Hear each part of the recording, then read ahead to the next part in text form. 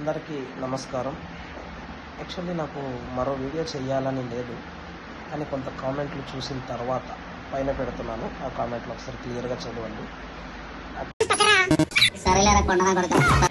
గొంతు విప్పడంలో తప్పు లేదు భయ్య. మీరు రామ్ చరణ్ గారికి, మెగా ఫ్యామిలీకి ఎంత అభిమానులో నేను అంతే అభిమానిని. ఓకే, మీకు నాకు ఎటువంటి తేడా లేదు.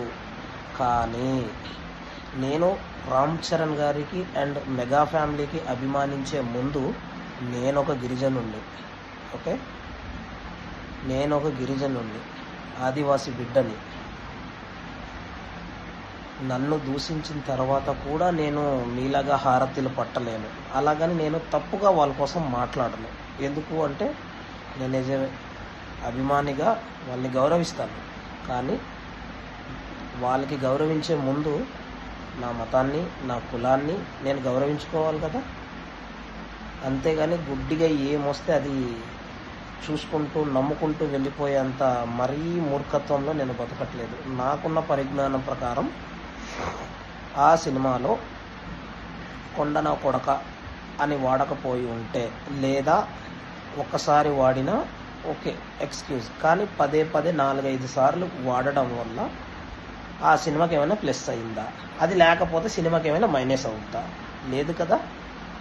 ఆ ఒక్క పదాన్ని బీట్లో పెట్టుకున్నా సరిపోద్ది. కానీ అదే సినిమాలో ఒక సాంగ్లో ఒక ఆడపిల్ల బాడీ షేమింగ్ గురించి ఉంది అని, చిక్రీ సాంగ్లో ఏదో పదం ఉంది అనేసి ఆ సాంగ్లో ఆ పదాన్నే తీసేశారు సెన్సార్ వాళ్ళు.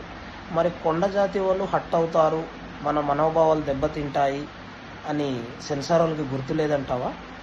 లేదా సినిమా నిర్మాణం కావచ్చు, సినిమా డైరెక్టర్ కావచ్చు, సెన్సార్ బోర్డు వాళ్ళు కావచ్చు, మిగతా వాళ్ళు ఈ సినిమాకి చాలా పెద్ద మనుషులు ఉన్నారు.